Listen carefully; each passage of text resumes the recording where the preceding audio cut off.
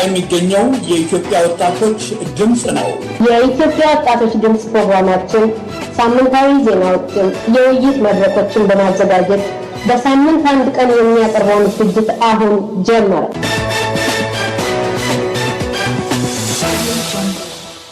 ሰላም ጤና ይስጥልን። እንደምን ከረማችሁ አድማጮቻችን። ይህ የኢትዮጵያ ወጣቶች ድምጽ ነው። ለዜናዎቹ ገበየው ደስታ ነኝ። በመጀመሪያም ርዕሰ ዜናዎቹን እነሆ። የአውሮፓ ህብረት በኢትዮጵያ ላይ ማዕቀብ እንዲጣል በብርቱ አሳሰበ። ጠቅላይ ፍርድ ቤቱ በእነ ሀብታሙ አያሌው መዝገብ ላይ ውሳኔ አሳለፈ። የኢትዮጵያን ስደተኞች በዓለም አቀፍ የፍልሰተኞች ድርጅት አማካኝነት ተላልፈው ተሰጡ ተባለ። በወሎ ወረኢሉ አካባቢ የተደራጁ ወጣቶች ከወያኔ ጋር ተፋለሙ። እንዲሁም አትሌት አልማዝ አያና እና ሁሴን ቦልት የዓመቱ ምርጥ ኮከብ አትሌቶች ተብለው ተሸለሙ። የሚሉት ለዛሬ ከመረጥናቸው የዜናዎቻችን ዋና ርዕሶች ናቸው። እንግዲህ አድማጮቻችን ዜናውን በዝርዝር አሰማችኋለሁ። አብራችሁን ቆዩ። የአውሮፓ ህብረት በኢትዮጵያ ላይ ማዕቀብ እንዲጣል በብርቱ አሳሰበ። በኢትዮጵያ የወያኔ ኢህአዴግ መንግስት የታሰሩት የኢትዮጵያ ፌዴራላዊ ዲሞክራሲያዊ አንድነት መድረክና የኦሮሞ ፌዴራሊስት ኮንግረስ መሪ ዶክተር መራራ ጉዲና ጉዳይ እጅግ በጣም አሳሳቢ መሆኑን ማዳም አና ማሪያ ጎመዝ ገለጹ። በአውሮፓ ፓርላማ ውስጥ በማዳም አና ማሪያ ጎመዝ በተዘጋጀው የውይይት መድረክ ላይ ከሌሎች ተቃዋሚ ድርጅቶችና አክቲቪስቶች ጋር በመድረኩ የተገኙት ዶክተር መራራ ጉዲና ከቦሌ ኤርፖርት ወደ እስር ቤት መወሰዳቸውን ፓርላማው ትኩረት ሰጥቶ እንዲያወግዝ የተከበሩ ማዳም አና ማሪያ ጎመዝ ጠይቀዋል።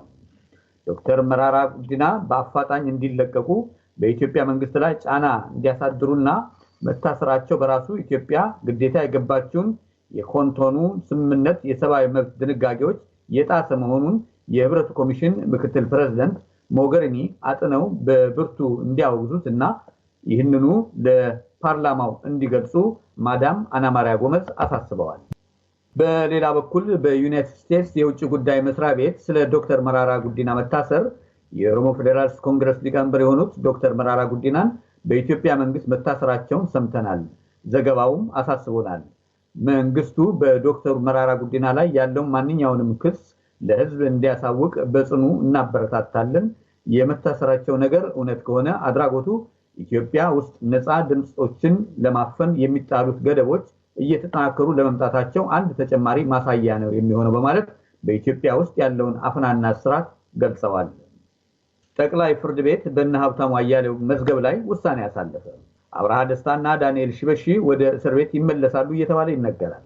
ሀብታሙ አያሌውና የሺዋስ አሰፋ ነፃ ተብለዋል። ከፍተኛ ፍርድ ቤት በነፃ ካሰናበታቸው 5 ተከሳሾች ሀብታሙ አያሌው፣ ዳንኤል ሽለሺ፣ አብርሃ ደስታ፣ የሺዋስ አሰፋና አብርሃም ሰለሞን ላይ አቃቢ ህግ ለጠቅላይ ፍርድ ቤት ይግባኝ ብሎ ዓመት ከ3 ወር በላይ ቀጠሮ ሲራዘም የነበረውን ጉዳይ በብይን ተጠናቋል። ዳኞቹ በአራቱ ተከሳሾች ላይ ማለትም ሀብታሙ አያሌው፣ ዳንኤል ሽበሺ፣ አብርሃ ደስታና የሺዋስ አሰፋ ላይ ከደህንነት መስሪያ ቤት የቀረበባቸውን የሽብርተኞች ድርጅት አባል ከሆኑ ግለሰቦች ጋር ካደረጉት የስልክ ልውውጥ በመመርመር ውሳኔ መስጠቱን ገልጿል።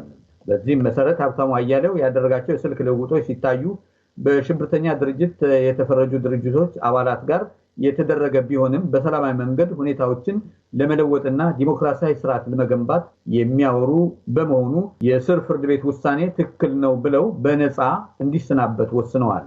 ዳንኤል ሽበሺና አብርሃ ደስታ እንደዚሁ በተለያየ ጊዜ ከተቃዋሚ ድርጅቶች ጋር ያደረጉትን ውይይቶች በመመልከትና በመመርመር ለቀጣዩ ጊዜ ሁኔታዎች ታይተው እንዲቀርቡም አሳስበዋል። በዚህም ላይ እነኚሁ ከላይ የተጠቀሱት ተከሳሾች የራሳቸውን መከላከያ እንዲያቀርቡ ጠይቀዋል። የሽብር ድርጊት ለመፈጸም ሆነ በሽብርተኞች ድርጅት ውስጥ ለመሳተፍ ፍላጎት እንዳላቸው የሚያሳይ ነገርም አለመገኘቱን ዳኞቹ ገልጸዋል። በዚህም መሰረት በችሎት ላለፉት በርካታ ጊዜያት በህመም ምክንያት ችሎት ሳይቀርብ በተወካዮች አማካኝነት ጉዳዩን ሲከታተል የነበረው ሀብታሙ አያሌው ከህመሙ በመጠኑ አገግሞ በችሎት የተገኘ ቢሆንም አብርሃ ደስታ ደግሞ እዛው መቀሌ የሚገኝ ፍርድ ቤት በፕላዝማ ችሎቱን ተከታትሏል። በአስቸኳይ ጊዜ አዋጁን ጥሰሃል በሚል በእስር የሚገኘው ዳንኤል ሽበሺ ችሎት ሳይቀርብ ቀርቷል። በጸረ ሽብር አዋጁ አንቀጽ 7 ንዑስ አንቀጽ 1 እንዲከላከሉ የተበየነባቸው አብርሃና ዳንኤል ክሳቸውን አቃቢ ህግ ሲያንቀሳቅስና መጥሪያ ከደረሳቸው በኋላ በድጋሚ ወደ እስር ቤት ተመልሰው የፌዴራሉ ከፍተኛ ፍርድ ቤት ጉዳያቸውን መከታተል እንደሚጀምሩ ይጠበቃል።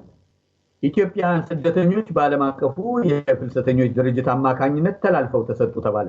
ዓለም አቀፉ የፍልሰተኞች ድርጅት IOM ስደተኞች ተላልፈው አልተሰጡም፣ በፍላጎታቸው ጠይቀው የተመለሱ ናቸው ይላል።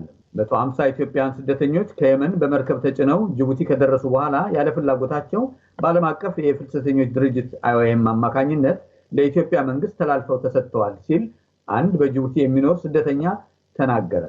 ዓለም አቀፉ የፍልሰተኛ ድርጅት IOM ስደተኞቹ ተላልፈው አልተሰጡም፣ በፍላጎታቸው ጠይቀው የተመለሱ ናቸው ብሏል።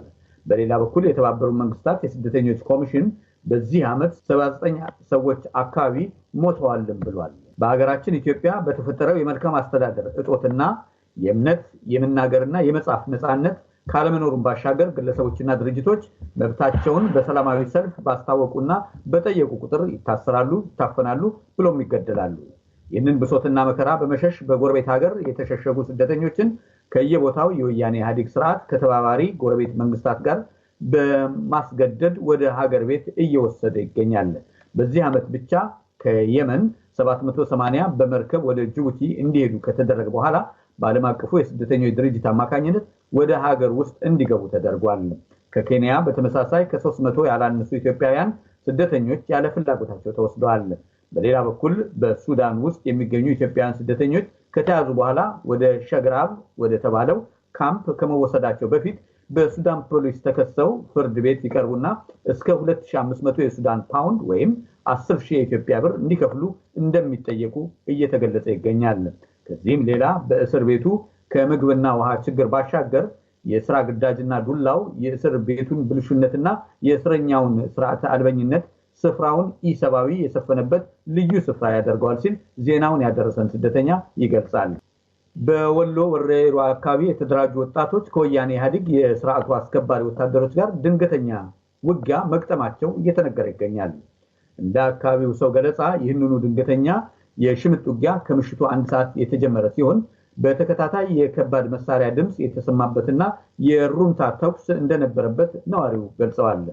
ይህ ውጊያ እስከ ንጋቱ 10 ሰዓት የቀጠለ ሲሆን ንጋቱ ላይ ከስፍራው በርካታ የወያኔ ኢህአዴግ ወታደር አስከሬን በየቦታው መታየቱና ጥቃቱን የፈጸሙት ንጋት ላይ አካባቢውን ለቀው መሰወራቸው ተገልጿል።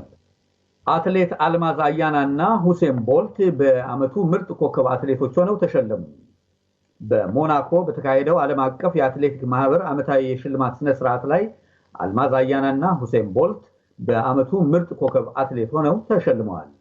ኢትዮጵያዊቷ አትሌት አልማዝ አያና በተደጋጋሚ ባስመዘገበችው የስፖርታዊ ጨዋነትና የ10,000 ሩጫ ውድድር ሪከርድ ባለቤት የዚሁ የአትሌቲክስ ማህበር ተሸላሚ መሆኗን ወጣቷ ወደፊት ተጨማሪ ውጤቶችን ለማምጣት ያላትን ተነሳሽነት እና በርካታ የዓለም ሚዲያዎች ከስፍራው በተለያዩ ቋንቋዎች ሲዘግቡ ቆይተዋል። በተመሳሳይ የዓለማችን ፈጣን ሯጭ የ100 ሜትር ሪከርድ ባለቤት ሁሴን ቦልት የዚሁ ማህበር ተደጋጋሚ ተሸላሚ መሆኑ ተገልጿል። እንግዲህ አድማጮቻችን ለዛሬ ያለን ዜና በዚሁ ይጠናቃል። በሚቀጥለው ሳምንት እስክንገናኝ ቸር ይግጠመን።